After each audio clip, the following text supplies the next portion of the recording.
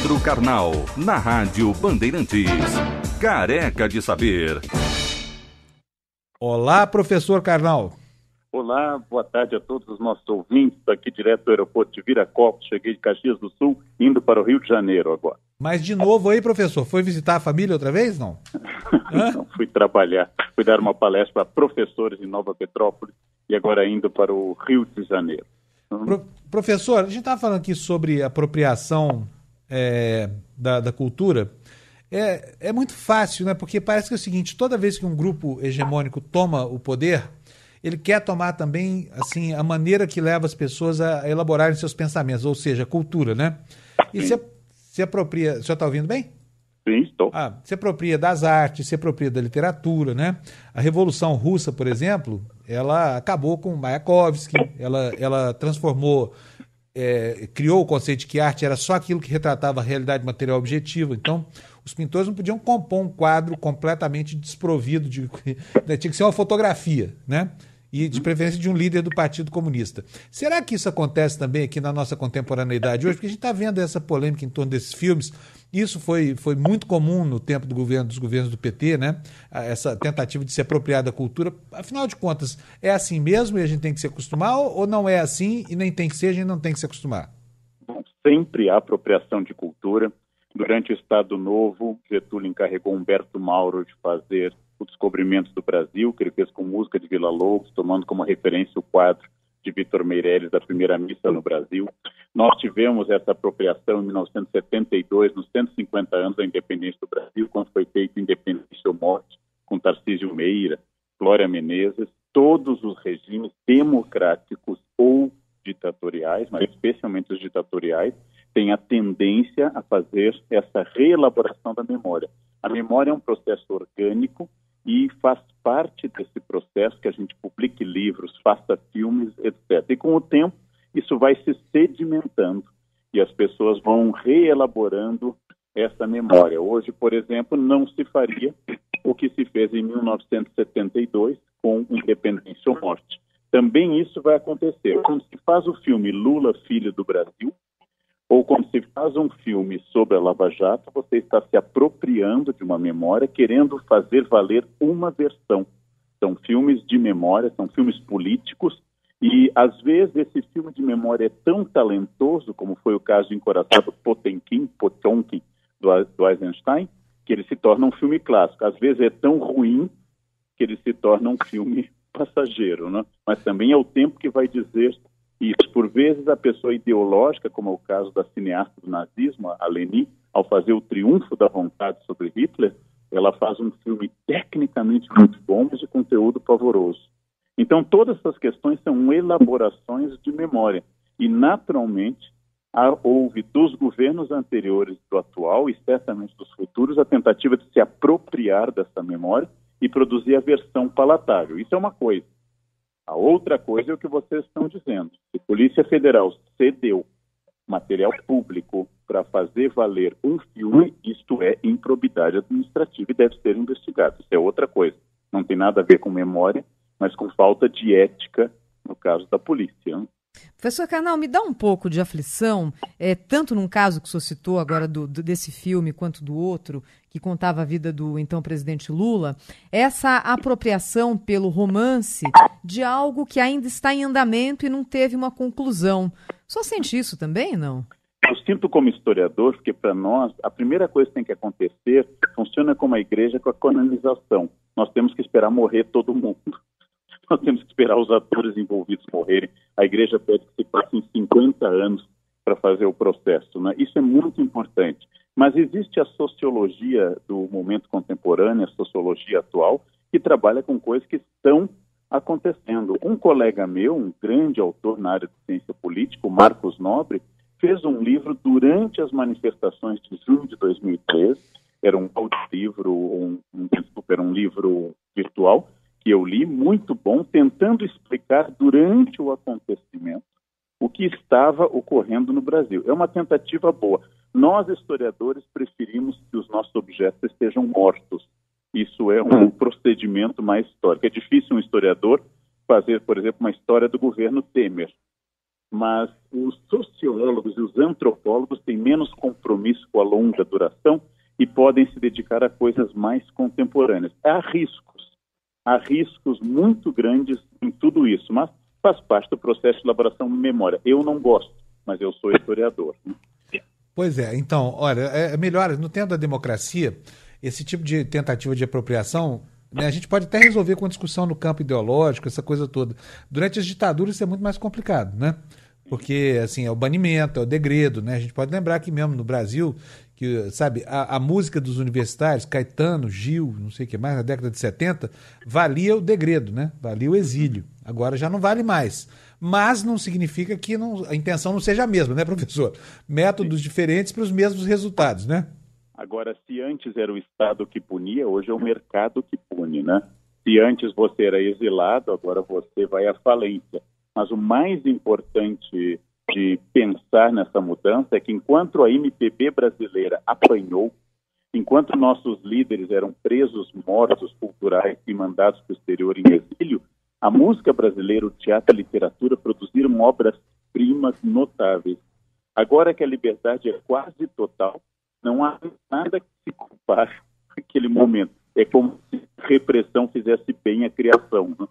Até porque, legitimamente, o papel da arte é justamente de mudar as estruturas, né? Uhum. A arte engajada na realidade atual não tem valor nenhum, né? Essa arte que seja uma arte de repensar, produzir um estupor, produzir, como a gente diz em filosofia, né? Produzir esse encantamento novo do olhar, que me tire do senso comum, que me tire do fluxo cotidiano. Exatamente esse é o olhar da arte, é o olhar da literatura, é o olhar da poesia. Se a arte deve ou não ser política é um debate grande. Se a poesia, por exemplo, de Mayakovsky, se, por exemplo, a pintura de Kandinsky, para pegar dois russos quase contemporâneos, se o teatro de Brecht, que era engajado, se isso deve ser o objeto da arte, ou se a gente deve fazer aquilo que o Oscar Wilde chamava de arte pela arte, lá por lá, típico do fim do século XIX. Esse é um debate muito grande, mas a arte deve provocar um espanto do usuário, do consumidor, do leitor, do observador, do crítico, senão ela se torna irrelevante. Professor, torna absolutamente relevante. Você tem alguma coisa para perguntar, Thaís? Eu tenho. Sabe o que eu queria ouvir o professor Karnal? A respeito do assunto sobre o qual a gente estava falando antes, Fábio, dessa história desse movimento da escola sem partido. Isso. A gente estava relatando a decisão de um vereador da Câmara Municipal de São Paulo de partir, entre aspas, inspeções em escolas para descobrir se existem professores, entre aspas, também doutrinando os seus alunos com ideologias mais ligadas à esquerda. E tem um movimento que tem esse nome, não é? Escola Sem Partido, que justamente diz que a aula não deve ter nenhum tipo de ideologia, deve seguir simplesmente um currículo.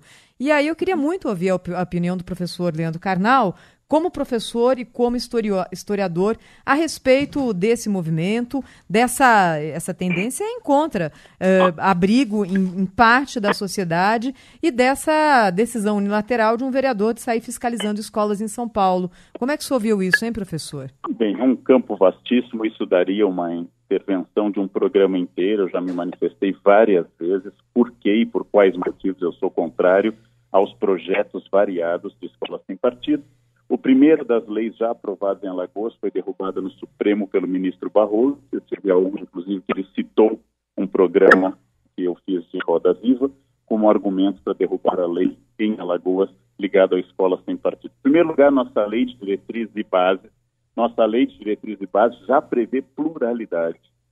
A nossa Constituição já diz que a pluralidade é a marca da educação. Então, eu não preciso de uma lei nova para fazer pluralidade.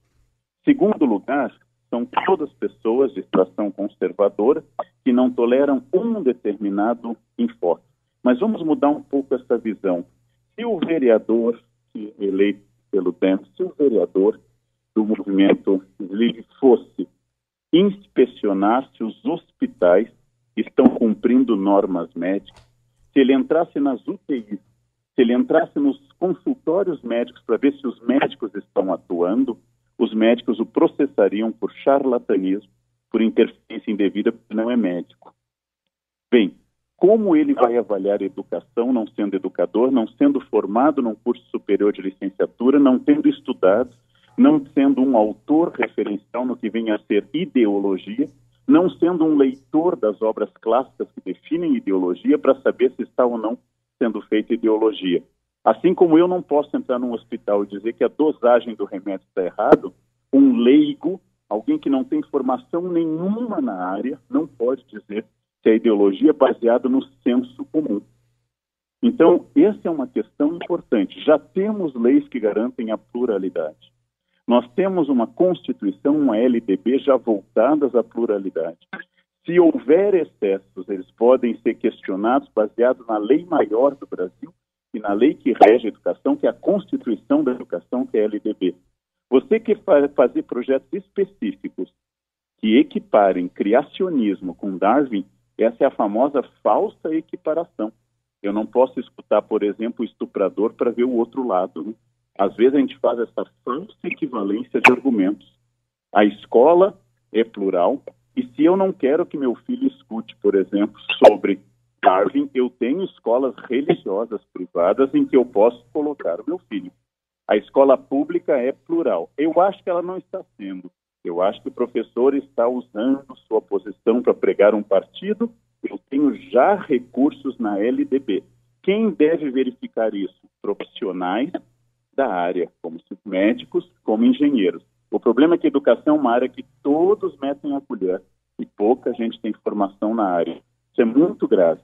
Eu acho que não tem aqui nenhuma crítica à carreira, aos projetos ou ao conservadorismo do vereador. Um jovem vereador de São Paulo, um rapaz que milita num partido conservador, apesar de ser negro e assumidamente homossexual, o que mostra um campo político novo e até interessante. Porém, eu não posso, Leandro, ir a um hospital. Eu não admitiria na minha sala de aula alguém que não fosse formado na área para ver se existe ou não ideologia. Senão seria igual a qualquer outra pessoa. E, de novo, já temos leis para isso. Isso é a tentativa de protagonismo, uma tentativa de holofotes e é indevida, atrapalha a educação. Precisamos de gente que apoie a educação, não gente que vá supervisionar. Essa vontade de 1984, essa vontade de grande irmão, de Big Brother, de ser teletela, de ser televisão na sala de aula, essa vontade de fazer isso é uma vontade de cunho controlador e totalitário.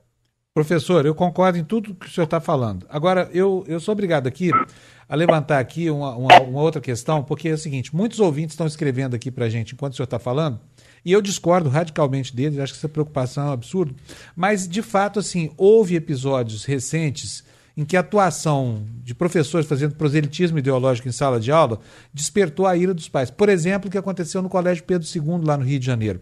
Então, as pessoas que estão prevenidas contra isso, ou que são mais conservadoras, ou que se opõem enfim, a esse enfoque ideológico que muitas vezes foi assim, o combustível do proselitismo, como é que elas se defendem e defendem os filhos disso? O senhor falou na Lei de Diretriz e Base da Educação. Como é que o pai pode se certificar de que o filho dele não está sendo efetivamente doutrinado por alguém que, se arvorando em educador, está, na verdade, fazendo o papel de doutrinador? Eu acho que esse risco existe, os professores são seres humanos com limites, e um pai é livre para questionar, e um pai é livre para usar os recursos jurídicos. Agora, o Colégio Pedro II é notoriamente liberal. O Colégio Pedro II tem uma tradição liberal. Quando se fez uma nova regra sobre o uniforme, os rapazes decidiram que poderiam ou deveriam ir de saia, ninguém obrigou ninguém. Eu acho isso, do ponto de vista educacional, interessante. Todos os psicólogos e psiquiatras vão concordar comigo. Um rapaz heterossexual que coloque uma saia não vai se tornar gay porque colocou uma saia. Assim como uma mulher não se torna lésbica por colocar uma calça. A crença de que uma saia vai mudar a orientação sexual de uma pessoa é uma crença histérica e não baseada na pesquisa e em tudo que a gente sabe sobre orientação sexual. Mas um pai pode legitimamente considerar que ele não quer que o filho esteja nesse tipo de escola. E o sistema educacional é plural. Tem escolas de variadas índoles, tem escolas baseadas no conteúdo, tem escolas muito conservadoras, tem escolas liberais. Eu acredito que a famosa doutrinação dos alunos, se ela ocorre, ela tem sido inútil, porque, como eu disse na televisão, ao final do ensino médio, Os alunos querem comprar um iPhone, eles não querem fazer revolução. Ao final do ensino médio, o projeto deles é um projeto capitalista burguês. Se os professores estão ensinando marxismo, tem sido um fracasso, porque todo mundo quer casar bem, ter um bom emprego. As pessoas estão dominantemente saindo da escola com a cabeça conservadora, voltada ao consumo e aos valores sociais tradicionais. Então, se isso está ocorrendo, tem sido um fracasso absoluto. E eu suponho que aos 50 anos, um rapaz que tenha usado saia vai se comportar como qualquer outra pessoa e vai lembrar, na minha juventude eu era meio piratão e usei saia.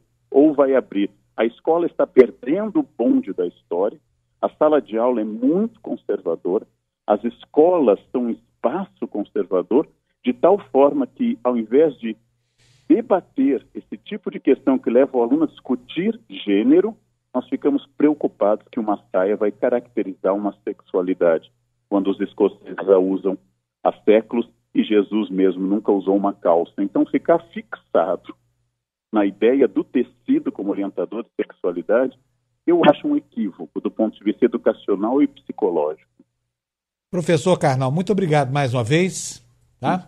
Muita gente aqui. É um assunto que divide as pessoas. Parece que as pessoas têm medo de discutir certas coisas hoje, sabia? Eu acho boa essa divisão. Eu acho bom que as pessoas se manifestem seu ponto de vista. Isso tudo pode ser feito, a discussão. Isto é saudável. Mas nós precisamos nos informar sobre o que é orientação de gênero, sobre o que é o discurso de gênero e supor que um discurso ou uma saia não muda a sexualidade de uma pessoa.